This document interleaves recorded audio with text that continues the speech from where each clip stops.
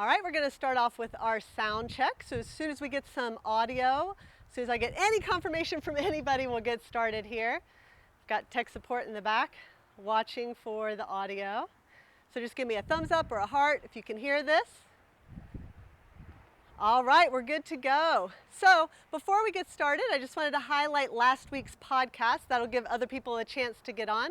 We had episode 161, and it was an interview with Sasha Zitter and Jennifer Crank. We were talking all about the Junior Handler program and how that fits into agility and why it's important for all of us to bring these junior handlers into the sport. So you can check that out at baddogagility.com/161. So now what are we going to talk about today? We're looking at weave poles. So earlier in the week, just 2 days ago, Jennifer Crank had a fantastic video where she showed you how that you can create independent weave poles by being very careful about your placement of reward. We want to reward our dogs out in front of the poles. We want it to be a consistent spot so that no matter what we're doing, our dog is driving forward looking for the reinforcement in that same spot every time. So you should definitely check out that video if you haven't seen it. She has some great demos with her Sheltie on a set of 12 poles. So today, we want to take that idea of the placement of reward, and then we want to add to that and give you a couple of more proofing ideas that you can use to get independent weave poles. So a lot of people spend a lot of time working on weave pole entries, so the dog getting into the poles the right way and at different angles and things like that. But what we want to look at today is weave pole exits. And really, I would say the completion of the weave poles. I would say anything after the entry is the rest of the weave poles, is fair game. We want to get our dogs in and we want them to finish the entire set of poles no matter what distractions there may be around. We are a distraction to our dog. Our movement is a distraction to our dog. Other obstacles on the course are distractions to our dogs. So in this session, we're going to concentrate on those exits.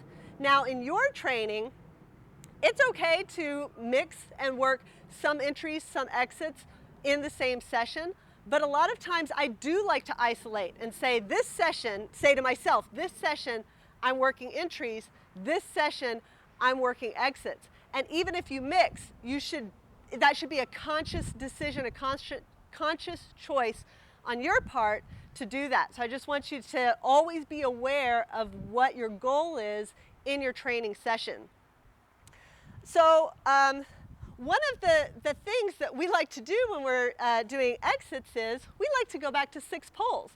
And this is something that I think a lot of people don't do. They use 6 poles in the very beginning of their weave pole training. They move to 12. And then they start working on advanced entries, advanced exits, and stuff like that, and they almost never go back to 6. Well, I like to go back to 6 poles and maybe even open up the poles for a couple of reasons. Number one, I can get twice as many chances at an entry or an exit with 6 for the same amount of physical effort on my dog's part. So I just get more repetitions in. They go by faster. The reinforcement comes faster. And at 6 poles, they're finishing almost as soon as they start, and so they're more likely to be right. And that's what I want. I want my dog to be right. I want to challenge them. I want to prove things, but I want them to be right. And so I want to give them that extra effort, that extra help to let them be right. Because if my dog can't do a really heavy distraction with 6 open poles, there's no way he's going to be able to do that same distraction with 12 closed poles. So for this session and this demo, we're going to show you everything with just 6 poles. So we're going to start off with just this set of 6 right here that's slightly offset, and we're going to start just by proofing my dog against movement. So let me get my dog and we'll show you what we're talking about.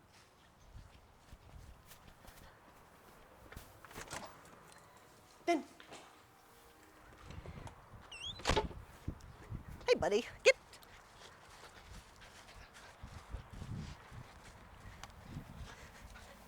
All right, so again, in this session, I'm not going to worry about entries. So I'm going to give him a nice, easy entry here. But I may do some things like pull away laterally. Ready? Weave. Good boy. And you can see how even though I pulled away laterally, I threw that toy right on that line. This is just like what Jennifer Crank was doing, except for I'm doing it on 6 poles, slightly offset. So I can do some rear crosses. Weave. Good boy, very good. Good job, buddy. The one thing that I can't do very well with only 6 poles and with an easy entry is any sort of front cross or blind cross at the end. And that's okay, I'll make a note of that. I'll work on that later, but I'm not gonna be able to beat this dog in 6 poles to do anything out there. Ready? Weave. Good boy. So there we can see just proofing against movement. Let me put them just right here in a crate and I'll show you some other proofing you can do. Oh boy. So, oh, catch my breath. So another thing that we see when dogs go into the ring, they've been working weave poles at home, they're doing very well at home, they go to the ring, and a lot of times they pop out early even if they get the entry. And that may be something they almost never do at home. Well, there's a couple of reasons for that. One is that people tend to work weave poles in isolation. They don't put things before and after it very much, or they might just put one thing. So that's one, but there's also just more distractions at a show. It's not just one obstacle, it's the tunnel off in the corner, it's this jump over here, and there can even be, for an experienced dogs, occasionally you'll run into like some optical illusions where the uprights of the broad may look strange compared to where the weaves are. This is just a theory, but we've definitely seen some very experienced dogs do some very strange things in very, very specific circumstances. So one thing I like to do is start adding obstacles around the weaves that my dog is not supposed to take. So we're just going to add a couple of things around here. And I'm going to go straight for some pretty advanced stuff here. But if this is new to you, I would put these a little further away, but then work your way up to moving them closer and closer and closer. So I want to make them juicy for my dog where he sees them as he's weaving, but he has to ignore that visual picture. And I like to call, especially when I put them really close like this, I like to call this visual clutter.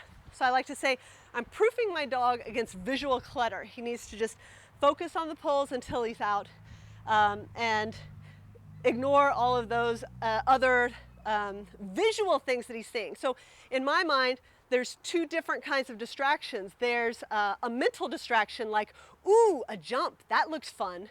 And then there's a visual distraction of there's just a lot going on in front of my eyes that I need to ignore. So I'm doing both with this. And get.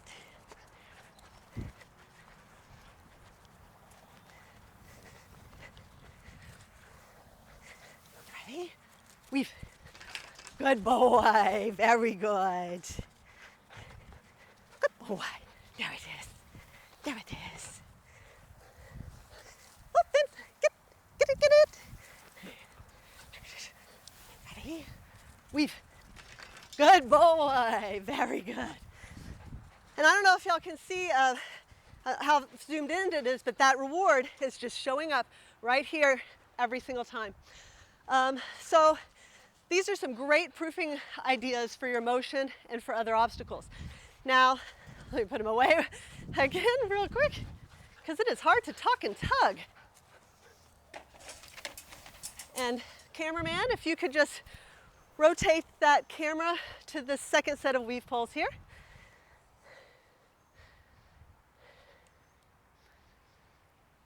All right, so what I have set up over here is, this is really no different than the jump stuff, except that I recognize that there are a lot of dogs that really, really love tunnels.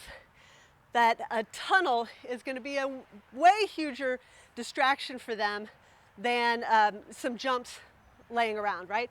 So I'm going to give this extra special attention in my proofing, and that is these poles are pretty close to that tunnel, but he has to finish the poles before he can get his reward. I don't want him pulling out of the poles early and heading to the tunnel. And in my opinion, that's one of the distractions that you can pinpoint it when it happens to dogs, because you'll see them pop out at 10 and go for the tunnel that's, you know, after the weave poles or whatever. So again, I've got 6 poles, and again, they're slightly offset here. Get. Good boy. Good boy. Ready? Weave. Good boy. Oh, I ended up throwing it right inside. Get it, get it. There it is.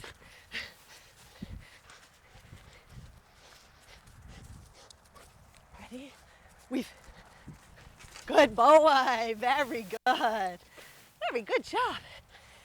And then I'm going to take this to the extreme and move these poles so that he has to go right by the entry of that super juicy tunnel.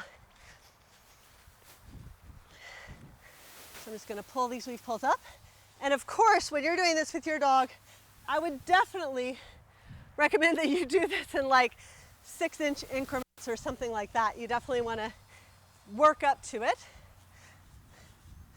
But this is about as juicy as I feel like I can make it, because the way that he's weaving, he comes through here and he's literally headed for the tunnel and has to turn away from the tunnel to finish the poles.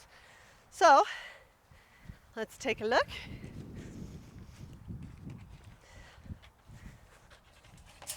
Good. Up away. Good. Not only that, but this U-tunnel is going to keep me from running up too. Good boy. Ready? Ready? Weave. Yay! Good boy. That's a man. That's a man. Very good. Ready? Weave. Yay! Very good. Good job, bud. Good job. All right, so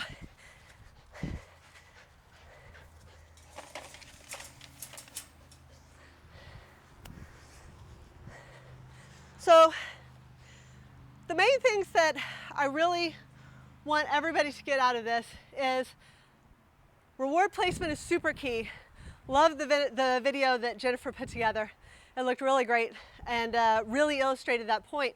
I love how she actually practiced the throwing, because it's taken years for me to get that consistent throw. You have to find the right toys, find the toys that throw well. But now I feel like I have very good aim with my throwing, and it just makes everything go more quickly, because placement of reward is a huge factor in teaching agility skills. So that's one thing. I hope you can see that we don't need 12 poles to test whether he can stay in the weaves going right up next to that tunnel. Now it could be that if I did 12, maybe he might make a mistake. But I certainly want to start off with 6, make it easier, and then work up to those full 12 poles where he has to kind of keep that drive up the entire way and not lose focus. But I can get so much done here on 6 poles with the proofing. And the last thing I wanted to say, or one thing that I wanted to say, I wanted to thank Charlotte and Yvonne. They both, in the comments before coming onto the live, both of them said they wanted to hear about exits. So I hope that this gives you some really good ideas for practicing those exits. I felt like I had ringers in the comments, because they were commenting exactly what my plan was to discuss today. When we did the video with Jennifer, she also had a download that had 4 tips for your weave pole training. And so make sure you pick up that download. It's at baddogagility.com/weaves. Here, we can pull that up on the screen real quick. So you can go there and download that free PDF for some additional tips and kind of for a summary of a lot of the stuff that we've talked about today, about reward placement, 6 poles, making it easier, opening it up. So definitely check that out. And Esteban, do we have any additional? Okay, Esteban wants the mic. So we're going to do a little wardrobe change here. I learned I have to put it underneath if I'm going to do any tugging. Yeah, I'll clip it to you. Otherwise, my dog will snag it. All right, we do have lots of questions today, so I want to make sure that we get to all of them. So first, apologies. We normally every week have a small dog jumping 12-inch demos, but she's not here. She's going to be going to tryouts. I'm flying out tomorrow, and I will join her as well, but she wasn't able to make it today. It is a little different for small dogs. The footwork sometimes is a little different, but the basic training principles are the same. Yes, you can use food instead of toys, and I'll show you what you want to do if you're starting with that straight on approach. So let's say I'm taking these weave poles and I'm going this way. I'll have my food out here. Put it here. I can either put the food in the bowl, which is what I'll generally do for like the first session or the first couple sessions with the dog. I'll even let the dog see me put the food in there. I'll have the dog with me, and then I can bring the dog back to the start line and then let them go. They can get the food. Later on, as they get more advanced, I can use an assistant. So the assistant can stand over there, have the food on them, and then if the dog does it right, they can drop the food in the bowl as the dog is exiting the last weave pole. If they get it wrong, they don't put the food in the bowl. So if you have a dog that kind of cheats, jumps out and goes and steals the food, you want to use an assistant. So that's how I would use the food for these straight on approaches where you're behind. Sarah mentioned that you can't really get to blind crosses and front crosses and things like that with just 6 poles, and she's right, if you're doing those straight on basic approaches. But for most of you, you guys are going to be retraining, and it's this idea of retraining with 6 poles, even though you're already at excellent and you're doing 12 full poles. And if you're doing a hard weave entry, let's say I'm entering this way, as your dog goes in, even with 6 poles, you can beat them out here, have your food in your hand, and reward. In fact, the harder you make the entry, the easier it is for you to beat them to the end because you're near the end. So I might send my dog this way into the weave poles, and as my dog enters, I take just 1 or 2 steps, and I've already beaten them to the other side. Remember, the weave poles are spaced 24 inches apart. So what are all the obstacles in agility that you can catch your breath, catch up with your dog? The table, if you have 2 on 2 off, the seesaw, the A-frame, the dog walk, the start line, obviously. But the weave poles is another great one for you to catch up with your dog. That's why it's such a waste of time for everybody out there to run with your dog through the weave poles. This is a great time to let your dog do the weaves and really get ahead of them, because it takes even a fast dog, for example, like world team level dogs, 2.5 seconds, 2.6 seconds. Gitchy, the golden retriever I run, 2.6 seconds to do 12 weave poles. And you only need to cover, let's see, 2 feet, 12 poles, do the math. What is that, 22-ish feet, right? Okay, so let's say you got to cover 22 feet. A dog walk, let's say you have a good running dog walk, that's 2 seconds or less. My running dog walk is even 1.5 seconds. That's 36 feet approximately, 3 12-foot planks, right? 36 feet. You gotta go, and your dog can do it in 2 seconds. Like, you're not gonna beat your dog down a dog walk, but you can beat your dog in just 22 feet when they have to take almost 3 seconds to get through the weave pole. So this is a great obstacle for people to pass their dogs and not have to run alongside them. So we wanna break you of that habit. We don't want you guys doing that. The other concept that Sarah talked about, everyone, once they get to 12 poles and they close them up, they never go back to 6. They almost never go back and open the poles. It's a very powerful training tool that you guys should use. Tomorrow, I'm leaving for tryouts. Today, to work my difficult entries, I did 6 poles and I opened them up. And that's what I did. And in 2-3 days, we're gonna be doing international courses trying to qualify for the World Championship. So it's okay. It's not gonna break your dog's weave poles. I don't care what anybody tells you. It's perfectly okay to use that to bring the drive and enthusiasm and get more repetitions and more practice in for your dog. So yes, you can totally use food. Someone had a question about the manners minder. You can absolutely use the manners minder or any kind of other target. It's just a substitute for a bowl. Same thing with a place toy. You can start with a place toy that your dog will go to. You can roll a toy like a holy roller. You can transition from the dead place toy to a thrown toy, which is what Sarah was doing. And then eventually you'll start to occasionally not throw the toy at the end. They will finish because that's where they've gotten all their reinforcement. And then you can do a front cross, a blind cross, and reward on your person. So that's kind of how you're going to fade that situation and get the dog paying attention to your other cues after the weaves. You're going to start adding obstacles after the weaves. The 10th pole issue is almost 99% of the time, if it's not visual clutter, it is going to be anticipation. Your dog knows something is coming next. It's either going to be a turn or it's going to be another obstacle. And when they see that tunnel, they really like to go for it, just like Sarah talked about, but it can be another obstacle, a jump, an A-frame, any of those things. And the weaves to nowhere, if you have weaves that are going to a corner of the ring or to a fence or to the side of the ring, dogs will often pop the 10th pole because there usually needs to be a cross. You're usually changing directions or turning. They're anticipating the turn, and as soon as you give the slightest turn, they're going to pop that end pole. And so the answer there is the Jennifer Crank answer. You're going to give lots of reinforcement away in front at the end of the poles while your body is doing lots of different things. So Sarah's throwing the toy this way, but she's running this way. That's going to simulate the end of the ring. And so now your dog is not going to turn with you as soon as you start turning at pole 10.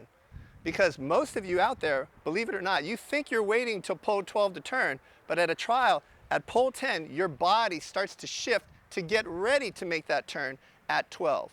So most of you are actually starting your turn at pole 10 and causing your dog to come out because they're so in tune to your body, even more than you know. And so in practice, if you constantly pull out at 10, 8, 6, but you're always rewarding forward, your dog will learn to drive forward even though you're turning early. And that's what you need to do to solve the 10th pole popping problem that all of you have. Okay, so the dog is anticipating. That's what's causing that issue. All right, lotus ball. Yes, our demo dog that is not here today actually uses a lotus ball. So I think that would be perfectly good choice there. Let's see. The colored poles, these are common in international courses, so we made sure that we got them so our dogs would be visually used to them. The appearance is different. Some dogs are going to struggle with them because of the solid alternating coloring. Let's see here. Remote rewarders for food-oriented dog. We talked a little bit about that. The treat and train, the manners minder, dog food bowl, use an assistant, all of those things are perfectly legitimate. Like today when I was working with the golden retriever, I used food straight out of my hand because I had very difficult entries where I knew even with 6 poles I could beat her to the end. I did all of my rewarding from hand, and by the time she exited, I was 4 or 5 feet in front of these weave poles, no problem. If you can't do that, I would use a bowl. Even if the bowl is empty and they get there before you, they're still gonna run all the way to the bowl. So if they get to the bowl and then they look back at you, that's totally okay. They performed the weaves correctly, drop their food in there, you're good to go. That's if you don't have an assistant. Let's see. How do we mark it if they're wrong? So if they're wrong, we just withhold the reward. We generally don't use a no reward mark. That's a controversial thing. And for one dog specifically, the golden retriever, I think she has a good background in that. So the no reward mark for her in the weaves just means stop trying to finish the weaves because you already messed up the opening. Go ahead and come out and we're going to reattempt it. It doesn't affect her mental state at all. If you use a no reward mark, you just need to make sure your dog is happy, tails up, they're excited, they restart very quickly. If they show signs of viewing your no reward mark as some kind of punisher, they'll show signs of stress, lipping, they're gonna come back to you slow, they're gonna look bummed out, their speed is gonna drop. If they're showing any of those signs, stop using your no reward mark. Just withhold the reward and immediately try to pump them up with, we like to use little simple behaviors, nose touch, hand touch, eye contact, so we can give them 2 or 3 reinforcements for other things besides weaving, and then we reattempt the weaves. And there's one more thing I want to say about that. I have to go to your other side. Okay. Because the sun is in my eyes. So the other thing about mistakes that I want to make sure that I emphasize is that I think it's really important to give your dog a clear start to every attempt. So what I don't like to do or like to have students do is to turn the dog around their body and immediately go back in, because what usually happens is you're not giving them a great approach anyway. You haven't even gotten back connected again. You're highly likely to make another mistake. And I want my dog to know that the previous rep was wrong and we're attempting another rep. It doesn't have to, I don't want them to be upset about it. I don't want them to be sad about it, but I want them to know, okay, we're gonna try again. So what I always do is call my dog back to me. He doesn't get the thrown toy. call my dog back to me. We've done a lot of collar conditioning, so he's perfectly happy to give me his collar. He pulls against it with that restrained recall type of response, and then I can, you know, make sure that he's up, excited, ready for the next repetition, and then go. And he's got just as much enthusiasm, speed, and desire for that rep that came after a mistake as he does for any other repetition, and that's what I want to see. Okay, Debbie, to answer your question, she has a dog that's really fast at home, 6 and 12 pulls, not so much at trial, sniffs around a lot. For that, I like to proof to a very high degree at home, so make sure I would do this kind of level proofing. For toy-driven dogs, I will throw toys around the weave poles that they have to ignore in order to take the weaves. Once they can get through their favorite toys in order to weave, they shouldn't be very interested in sniffing around stuff at the trial. So you need to figure out, is that sniffing kind of a displacement or stress behavior related to the trial, in which case training more weaves or you doing more proofing at home will help a little bit, but may not solve the problem. It may be more to do with the show environment, how your dog feels about the trial. I might pump them up a little more at the trial, doing more tricks, training, hand touches, and getting reinforcement ringside, around the ring. And just making sure that there's nothing funny about the sets of weave poles. Back in the day, before equipment became standard, your dog would weave on one set, but not on another set at a trial because the bases were different. And this is a very big deal for all you small dog people. You know this. Some of the bases can be elevated, and so they actually have to step over it, or they'll be duct taped down, or they will pull up. We're getting some heavy winds here, so hopefully you can still hear me okay. So for small dogs especially, what base you're using is a very big deal, but especially, or also for big dogs, if they ever clip, as in get hurt or nick their toe across a raised, elevated base, sometimes that will affect them. That's less of a problem now because weave poles all tend to be the same. Way back when, like, clubs would make their own weaves with different things and tools and spring bases and wood and metal and all sorts of things. And so you had to get your dog used to several different bases. So it could definitely be that your dog is sniffing around a base issue. Debbie, I would compare those sets of weaves at that trial to the set you have at home.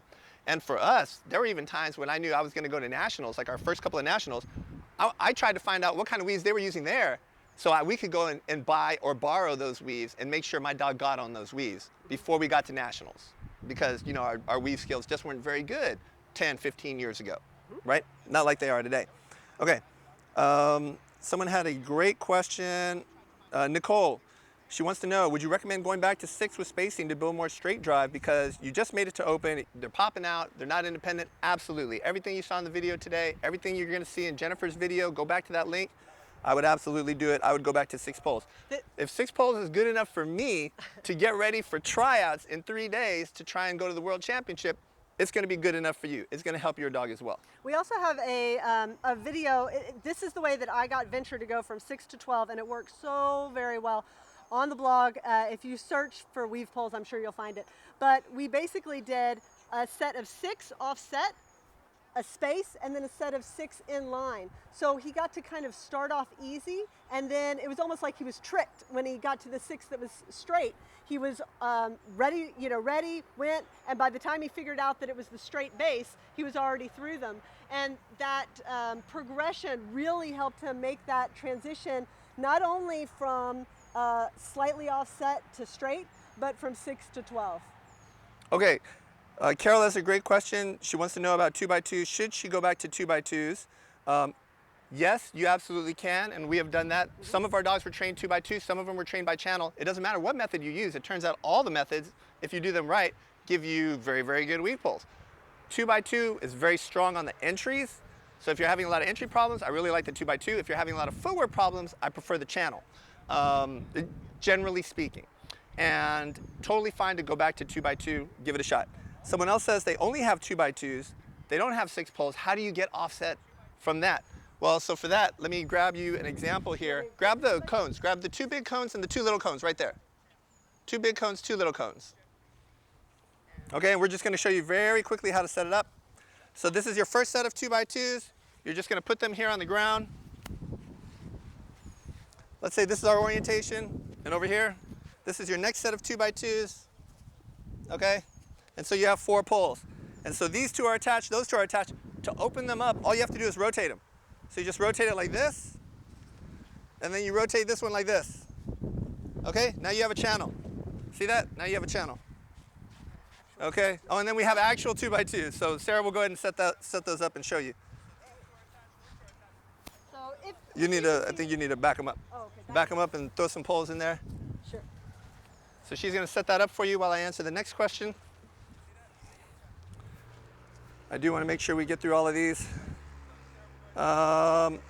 If the surface is not the best and the dog has slipped in the past, will it carry over from trial to trial? Yes, possibly so. That's why it's important to, if you have a choice, show it surfaces that are very good. Most dogs will shake that off. Some dogs need to learn to collect. So way back in the day, we had a very slick surface trial that no one shows that anymore. They stopped going to it because the surface was so bad.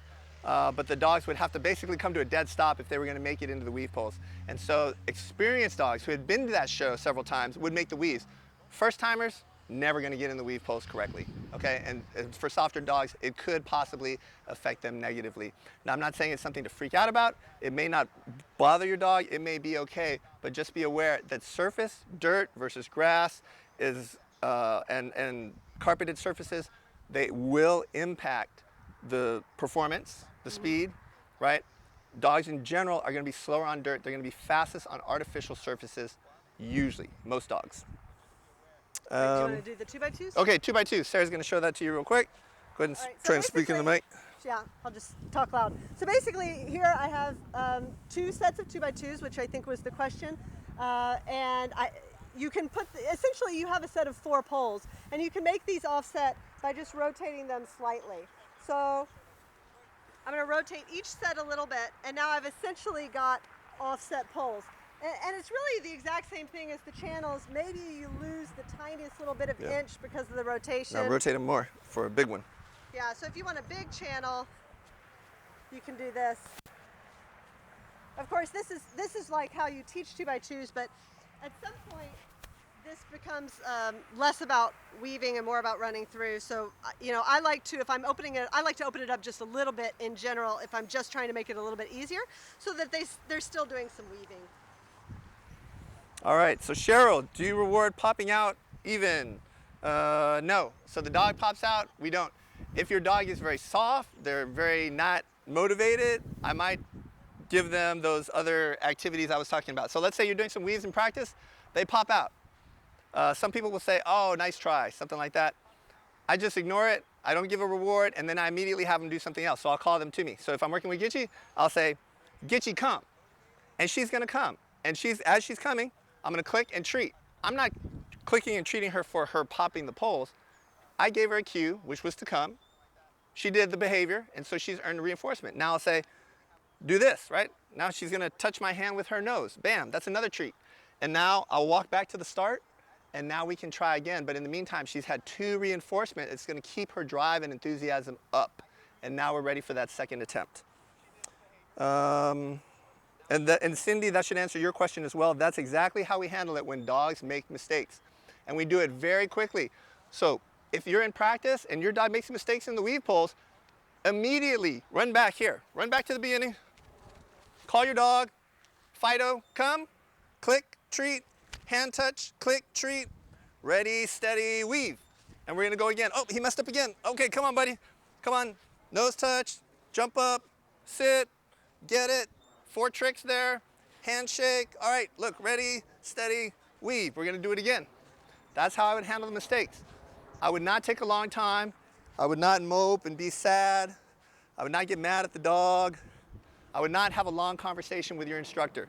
If you're still working, get the dog back immediately. That's called the transition between repetitions. You want to make that transition short, and you want to have lots of rewards in there. Keep your dog's reinforcement rate high.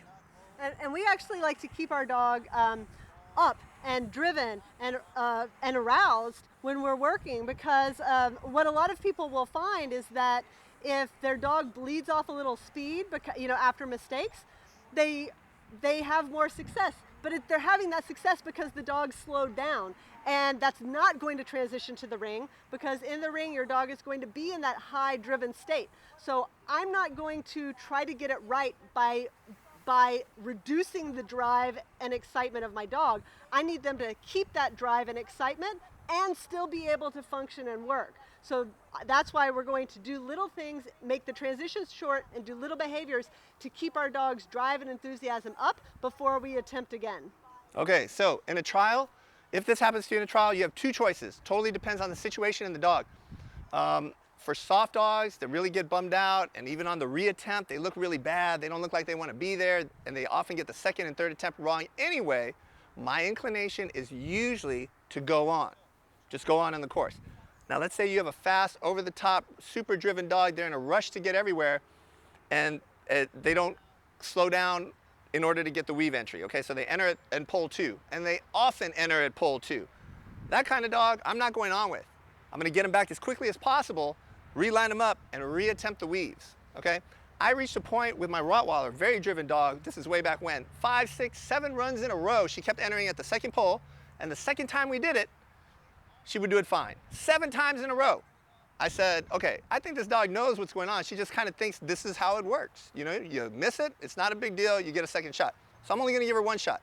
So the 8th time, I took her through, she entered at the second pole. I said, oh, okay, all right, we tried. Time to leave the ring. And we just left, okay?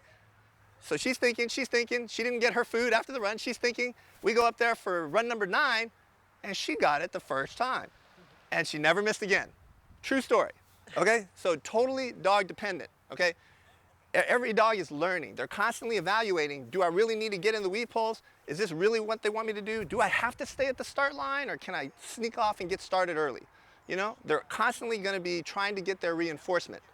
And all you're doing is providing them the cue and the environment for them to earn the reward. When you start changing around the rules, that's when confusion happens. That's when slow behavior happens. That's when wrong behaviors happen. Things that we're not looking for. Okay, so basically, yes, at trials, those are the 2 kind of dogs. So sometimes you want to restart, sometimes you don't want to restart. Remember, at least in AKC, 3 strikes and then you're out. You get 3 attempts, and then the judge is going to ask you to go on anyway. So for the most part, you know, like with the running dog walk, you just go on to the next part of the course and say, I need to practice this more at home, especially if your dog usually gets weaves. If your dog weaves 9 times out of 10 correctly, I'm much more likely to go on. If you have a very specific issue that you're working on, like I was with my Rottweiler, I'm much more likely to repeat it.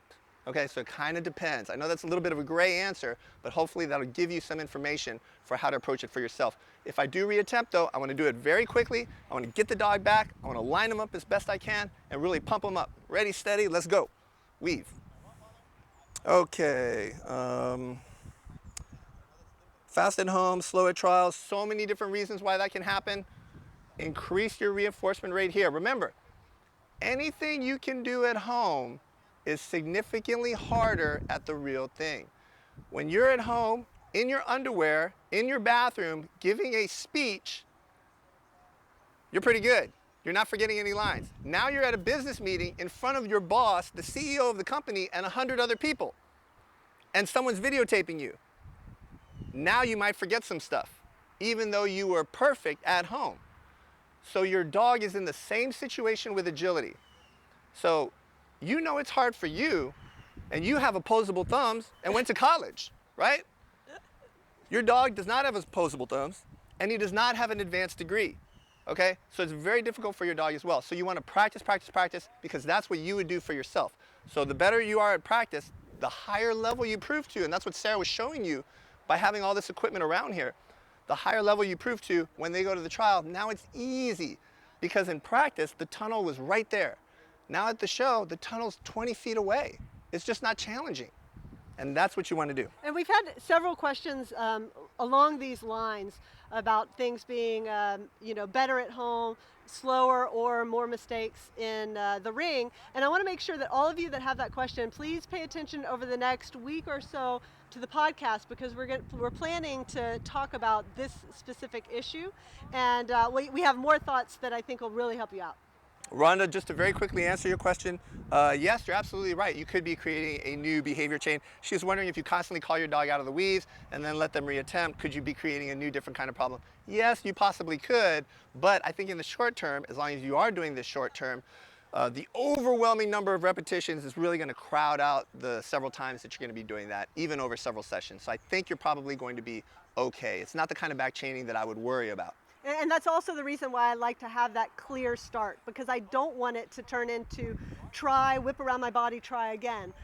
My dog, even though I'm calling him back to me, there's a big difference between getting that thrown toy out in front and getting the tug and coming back to me and having the restrained recall on the collar. He's working for the tug. But he'll be okay with coming back to me with the collar. Jackie Walker says her dog's having problems generalizing the weaves, very common. Even for other obstacles, she won't weave even going the opposite way through the weaves because dogs think that's how you're supposed to take the weaves. It's just like the seesaw. You take it one way, okay? Towards the tree in the back. Exactly. So the answer is, every training session, you have to move your weave poles to a different part of the yard, change the angle, but I like to move it to a completely different part of the yard. Even if your dog won't go up them and back them, even if they only go one way, that's okay. Every day, keep moving it to a different part of the yard, and that will eventually go away. Okay, happens to a lot of dogs, happened to some of our dogs way back when. Now it doesn't happen anymore because we're always moving our equipment around. Okay, let's see what else we got here. Several people are asking about the, my dog is better at home than at trials. I think we've kind of answered that with our giving the speech And analogy. we're gonna have more, promise. Right, right. And we are going to come back on these comments and also write them out, just in case you forget what I said and you don't watch the video again. But remember, this video will be uploaded to YouTube. It'll be there forever, so you guys will be able to watch it, share it with your friends who weren't able to be here for the live sessions. When I turned before, okay, we answered that one. Okay, I think we've got just about all of them here. All right, I think we've got all of your questions. If you guys have any other questions, throw them in there even after we sign off because we still will go back and answer them, okay? So I know some of you are gonna have questions. Put them in, even if it's tomorrow, even if it's next week. They show up in our feed and then we will go back and answer those questions for you as always. All right, but if you haven't already done it, we'll get you that link to Jennifer Crank's video and that sheet so you can download it, right? It's baddogagility.com/weaves. On the screen. And it's on the screen right now. So go there and you can download it. All right. So hopefully you guys found that very helpful. So in summary, a lot of you guys are already weaving, already doing 12 poles. It's okay to go back to 6. It's okay to open it up and make it harder here. Okay, the old way of training was to get to 12 as fast as you can and then make your entries and exits more difficult. Okay, the new way of doing it is do all the difficult exits and entries and distractions and discriminations when it's at 6 and when the poles are open and your dog is likely to just power through correctly. And then you can slowly close up the poles and then add your second set of 6. And now they've already been exposed to all those difficult entries, exits, and distractions. So that's a new, better way of doing it. Okay? All right. That is it. Everybody, happy training, and I will see you next week after we get back from Connecticut.